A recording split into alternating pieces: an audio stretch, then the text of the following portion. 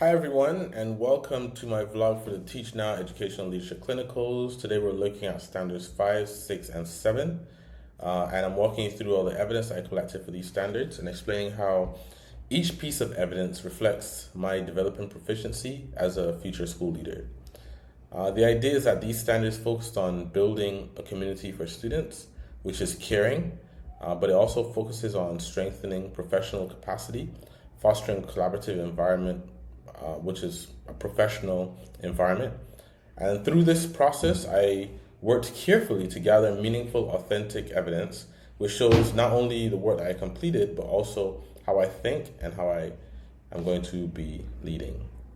For Standard 5, for example, which was all about developing a community of care and support for students, I'm going to cut here to show you guys some of the things I focused on. Essentially, I was thinking about how can effective leaders create systems that ensure students feel safe, supported, and ready to learn. So for that, I included several pieces of evidence that capture different dimensions of care. And much of it is reflected in my behavioral intervention plan, which I'll link here, as you can see. But I also have differentiated learning resources, and I did some work on personalized learning within special education. I did a kind of like a one-pager about teaching boys, and have some video there about the difference between teaching young men and teaching other students, A major part of Standard 5 is also safety and risk mitigation. So I included my emergency protocols, accident report, hazard reduction plan, and also an SVP risk mitigation plan. The idea is that these documents are going to illustrate my ability to anticipate risk, plan for uncertainty, and also contribute to a safe school environment. There's also a mock calendar there for 2025-2026, which is intent on showing you guys how we can create instructional scheduling based on the calendar and making sure everything aligns well within the school system you're trying to create, right? Then we moved on to Standard 6. In Standard 6, we talked about professional capacity of school personnel. And so for that, I gathered different materials, which is a reflection of my understanding of how leaders are going to develop and support school personnel in a sustainable way, I'm hoping. So first, there's a hiring practices report.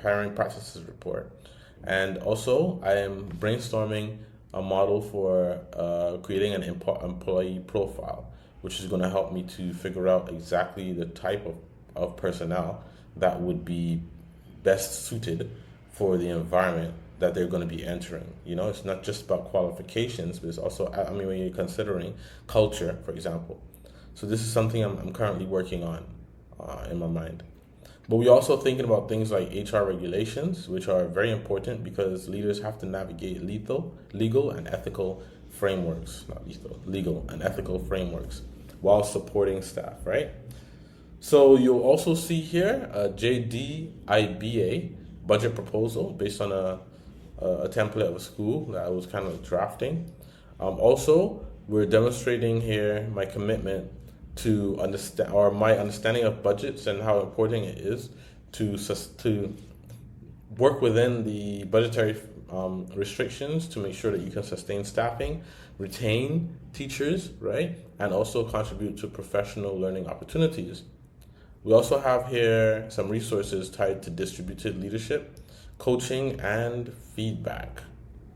Yeah, because the idea is not only to recruit teachers, support them as well, and also retain them if you want to continue to have a functioning school system. Because everyone knows that teachers are the core, the center, right, the heartbeat of any educational or academic institution. Without the teachers, can't survive. So it's necessary to be able to support them in a way that it need to be supported. And then we move on to Standard 7, which is all about professional community for teachers and staff. I've done some work on this as well before, so I would include a few links here to some of the work I've done, right? But it kind of like is relevant for standard 7 as well, because here I highlight how to help foster collaboration, trust, and professional learning within my teams. So you'll see here evidence from UDL-based PD sessions, inquiry workshops, and collaborative planning reflections. These materials capture my role in creating spaces where teachers could analyze together, right? Share ideas, explore inclusive instructional strategies. Also, I included my 360-degree feedback forms, right? Because I think it's pertinent, right? And I show here how you can use this tool, right, to help continue to develop teachers and staff, because what gets measured gets accomplished, and the forms help do that. So this pretty much is how I approach standards 5, 6, and 7. Not just showing compliance with the rubric, but also trying to figure out how I could be a thoughtful and intentional leader.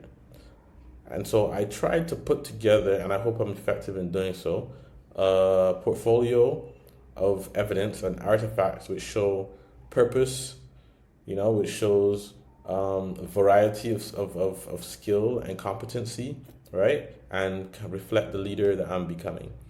One who prioritizes student well-being, supports staff growth, and strengthens the professional community. Thank you so much for watching, and I'll see you guys next time.